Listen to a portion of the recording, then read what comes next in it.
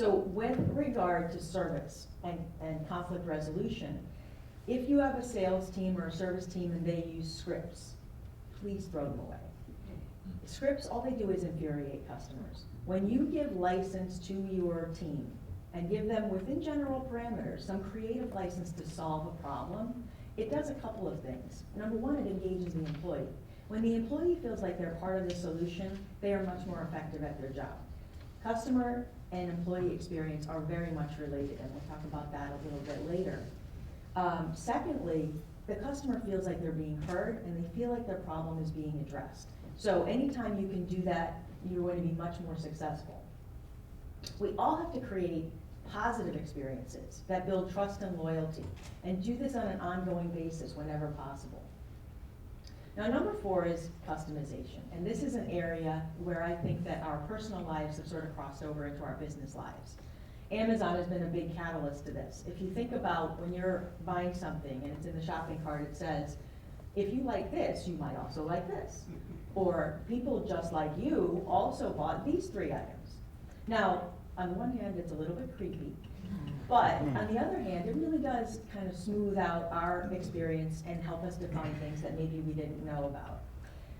Now, in the brick and mortar environment, that's always been easier for a shop owner to get to know a customer and to help them make a buying decision.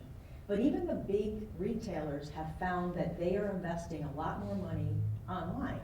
Saks, Lord & Taylor, JCPenney, and Kohl's, all in the past several months, have increased their budgets to improve the customer experience with regard to customization, so that when their customers are buying, it's a smoother journey, they're spending more money, and the customer enjoys it more.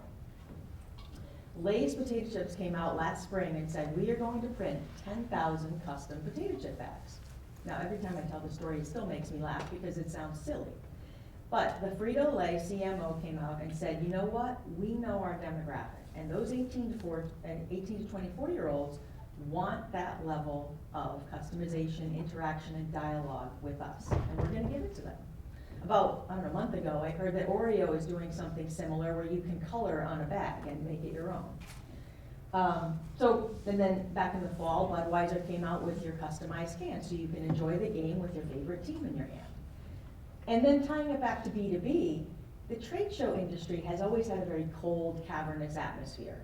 But even they have figured out how to harness the power of technology to improve the experience for the organizer, the exhibitors, and the attendees, all by allowing them to schedule more meaningful meetings, to find the content they want while they're there, and to make the most use of the time you're in a venue. So customization, I really challenge all of us to find a way to customize whatever we can for our customers, because everybody's looking to have things done the way they want it, when they want it. And we have to respond. We all have to try to exceed expectations whenever possible.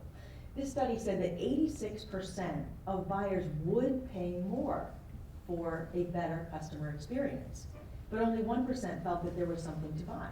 So that just says that there's tremendous room for growth. Which leads me to number 5, which is value over price. We always have to create an experience that the client wouldn't mind paying more for. I mean, think of all the luxury brands that you interact with, and you don't mind paying more for that.